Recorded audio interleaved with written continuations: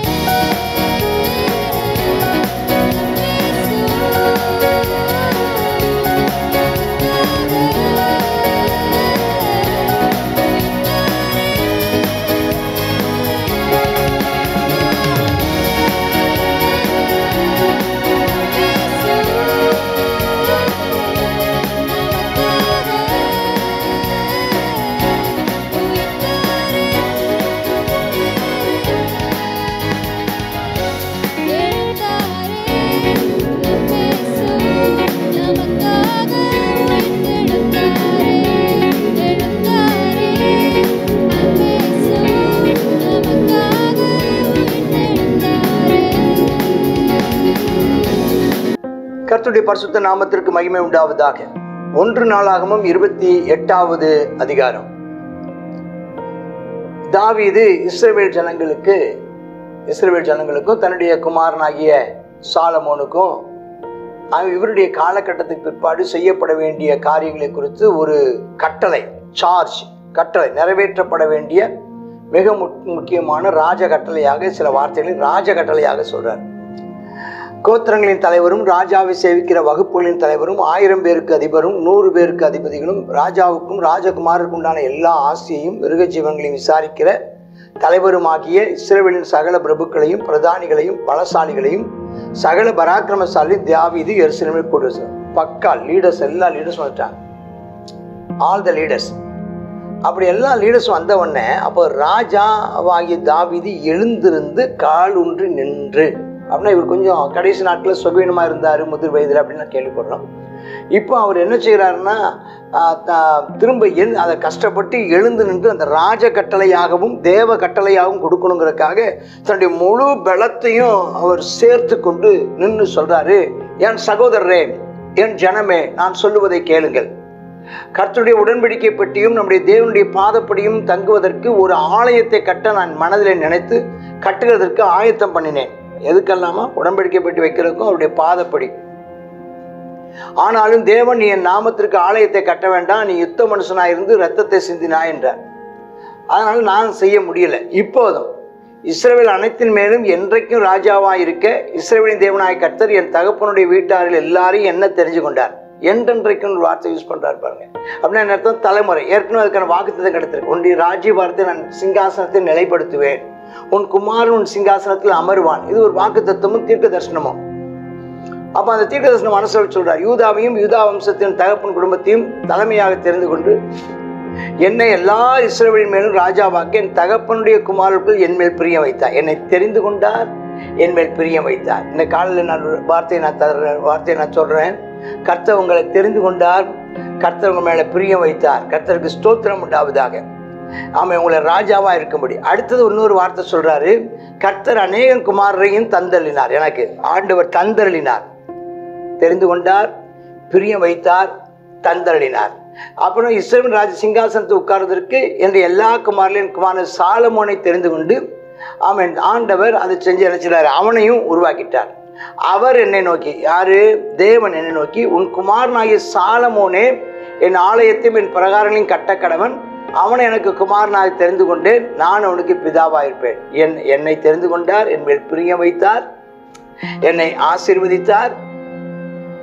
இப்போ என் மகனை தெரிஞ்சு கொண்டார், இப்ப அவர் மேலையும் ஆண்டவர் என்ன செய்கிறார்? அவனுக்கு பிதாவா இருக்கிறார் அப்படின்னு சொல்லிட்டு 7ஆம் வசனத்துல இப்ப தான் அந்த கட்டளையை கொடுக்கிறார்.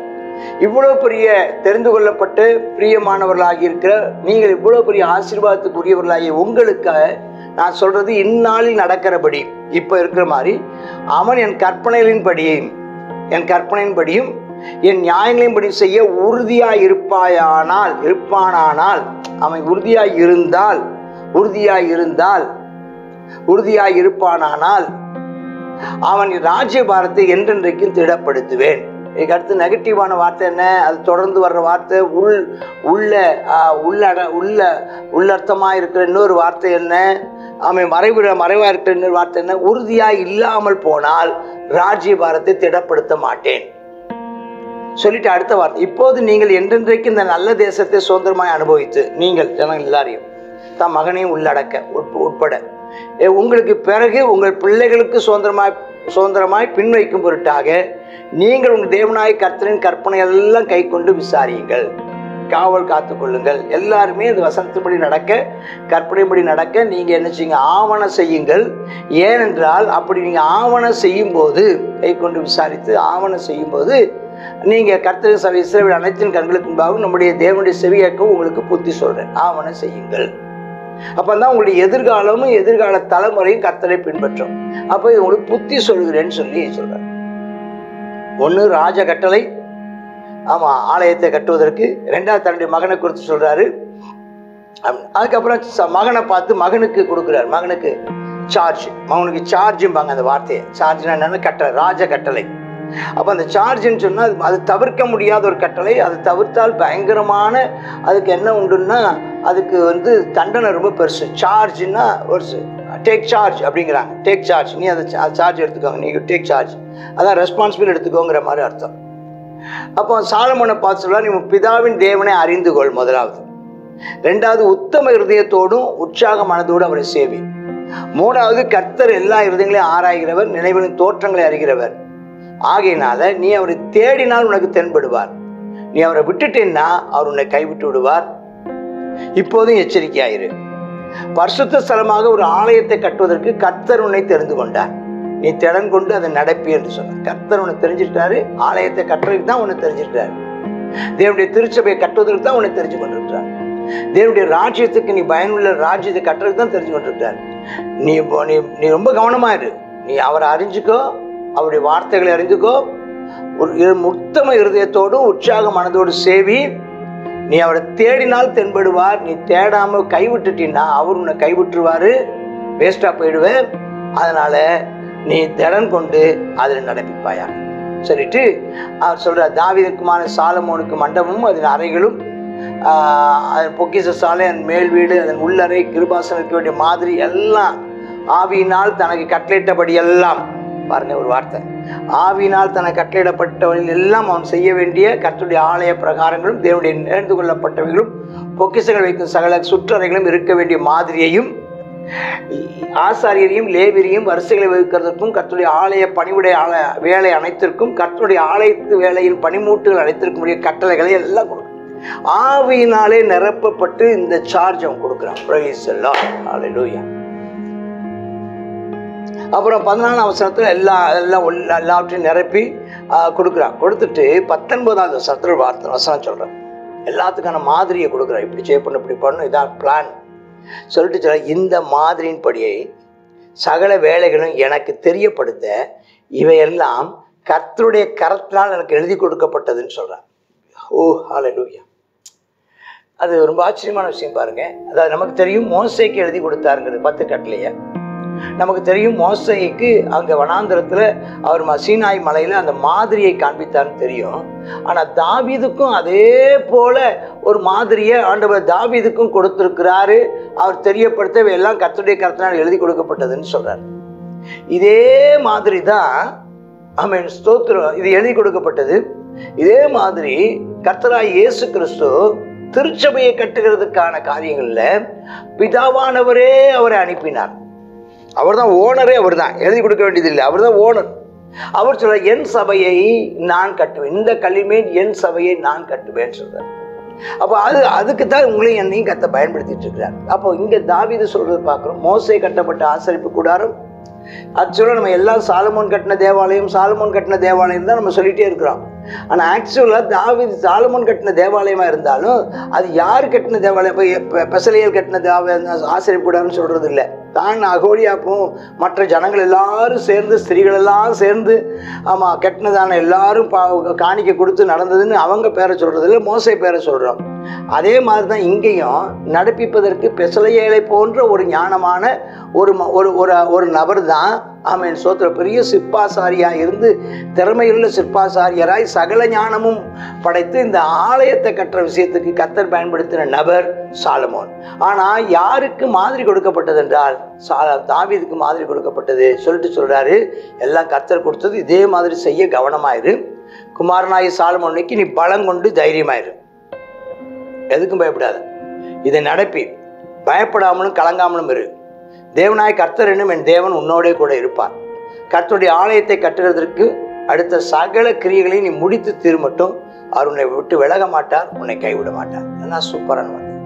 யோசுவாவுக்கு சொன்ன அதே வார்த்தையை தாவீது தன் மகனாகிய சாலமோனுக்கு சொன்னார். இதே வார்த்தையை இயேசு கிறிஸ்து தம்முடைய சீசர்கள் சொல்கிறார், இது உலகத்தின் முடிவு பரிந்தும் நான் உங்களோடு கூட இருக்கிறேன், நான் உங்களை விட்டு விலக மாட்டேன், நான் உங்களை கைவிட மாட்டேன். அது தேவனுடைய ஆலயத்து வேலைக்கெல்லாம் ஆசாரியர்கள் வகுப்பு இருக்குது.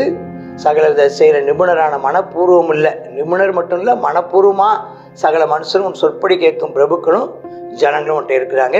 தைரியமாக செய்யன்னு சொல்கிறாங்க. கர்த்தருக்கு ஸ்தோத்திரம். இந்த வார்த்தையை கேட்குற அன்பு தாசரே, கர்த்தர் உங்களை தேவனுடைய ராஜ்யத்தை கட்டளைத்திருக்கிறார். தாவீதின் வார்த்தையை நிறைவேற்றுவதற்கான சாலமோனை போல கர்த்தர் இன்றைக்கு இயேசு கிறிஸ்து கொடுத்ததான வார்த்தையை நிறைவேற்றுகிற அப்போஸ்தலராக, தீர்க்கதரிசிகளாக, சுவிசேஷகர்களாக, மேய்ப்பர்களாக, போதகர்களாக, உதவி செய்கிற கணுக்களாக உங்களையும் என்னையும் கர்த்தர் தெரிந்து கொண்டிருக்கிறார். நாம் பலம் கொண்டு திடமனதாக இருந்து வேலை செய்வோம், பயப்படாமலும் கலங்காமலும் இருப்போம். கர்த்தர் நம்மோடு கூட இருக்கிறார். ஆமேன், ஆமேன். God bless you. கர்த்தருடைய பரிசுத்த நாமம் மகிமைப்படுவதாக. 1 நாளாகமும் 28வது அதிகாரத்தை பார்க்குறோம். இந்த 28வது அதிகாரத்தில் தாவீது ராஜா அவருடையதான கடைசி காரியங்களை குறித்து அவர் சொல்லுகிறதான வார்த்தையை நம்ம இப்போ கேட்டோம். அவர் சொல்றாரு, கர்த்தர் நினைச்சிதாரு என்னுடைய சகோதரர் எல்லாரும் காட்டிலும் என்னையும் நினைச்சிதாரு, என் மேல பிரியமாய் இருந்து என்னை ராஜாவாக இருக்கும்படி தெரிந்து கொண்டார். அதுக்கு பின்பதாக சாலமோனை தெரிந்து கொண்டார் சொல்லுகிறார். இதுல சாலமோனுக்கு கொடுக்கப்படுகிறதான ஒரு ஆலோசனை, ரொம்ப முக்கியமான காரியத்தை குறித்து நம்ம இந்த அதிகாரத்துல நம்ம பார்க்குறோம். என்னன்னு சொன்னா, தேவனை என்ன செய், நீ அறிந்து கொள். அடுத்ததாக உத்தம இருதயத்தோடு என்ன செய், உற்சாக மனதோடு அவரை சேவி. அடுத்ததாக நீ அவரை தேடினால் உனக்கு தென்படுவார், நீ அவரை விட்டு விட்டால் அவர் உன்னை என்ன செய்வார், விட்டு விடுவார் அப்படின்னு சொல்றார். அடுத்ததாக நீ பலம் கொண்டு திடமனதாயிரு, தைரியமாயிரு, நீ பயப்படவும் கலங்கவும் வேண்டாம், தேவனாகிய கர்த்தர் உன்னோடு கூட இருக்கிறார். கர்த்தருடைய ஆலயத்தை கட்டுகிற வரையில் அவர் என்ன செய்ய மாட்டார், உன்னை விட்டு விலகவும் மாட்டார், உன்னை கைவிடவும் மாட்டார் அப்படின்னு சொல்லி என்ன செய்கிறார், சாலமோனுக்கு கொடுக்கிறதான ஆலோசனையாக இந்த அதிகாரத்தில் வாசிக்கும். இன்னைக்கு கர்த்தர் நமக்கு இதே ஆலோசனை இன்னைக்கு நமக்கு கொடுக்குறார்.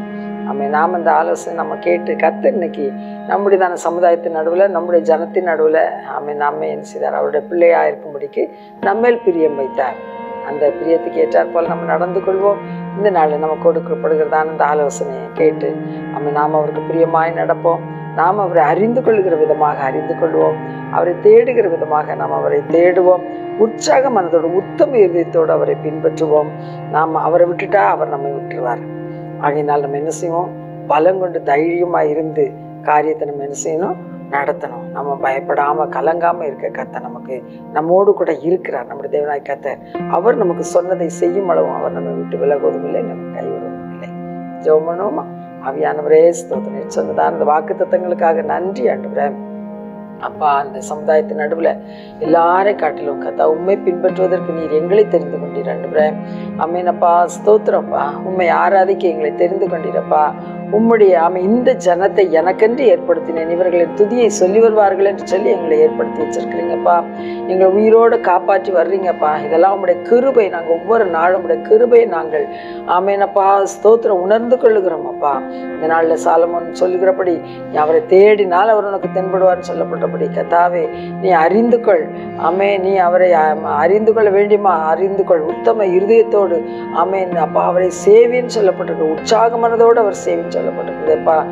நாங்கள் கர்த்தாவே உத்தம இருதயத்தோடு சேவிக்க கர்த்தாவே ஸ்தோத்திரம் உற்சாகம் கொள்ள எங்களுக்கு அப்பா ஒவ்வொருவருக்கும் நீ கிருபை தாரும் ஆண்டவரே. மனம் பேதலித்து போகக்கூடாதப்பா, மனம் பின்வாங்கி போகக்கூடாதுப்பா கர்த்தாவே ஸ்தோத்திரம். இந்த உலகத்தின் மேலே பற்றுள்ளவர்களாக நாங்கள் மாறி போயிடக்கூடாதுப்பா. எப்பொழுதும் உங்கள் மேலே பற்றுள்ளவர்களாக இருக்கணும் அப்பா ஸ்தோத்திரம் ஆண்டவரே. உண்மையே பிடித்துக்கொள்ள கிருபை தாரும் ஆண்டவரே. நீர் எங்களுக்கு வைத்திருக்கிற அந்த வேலையை நாங்கள் செய்து முடிக்க தேவரே நீர் எங்களோடு கூட இருக்கிற என்பதை உணர்ந்து நாங்கள் செயல்பட கிருபை தாரும். எங்களை அபிஷேகம் வழி நடத்தும் காத்துக்கொள்ளும். இயேசுவின் நாமத்தில் ஜெபிக்கிறோம் நல்ல பிதாவே, ஆமென்.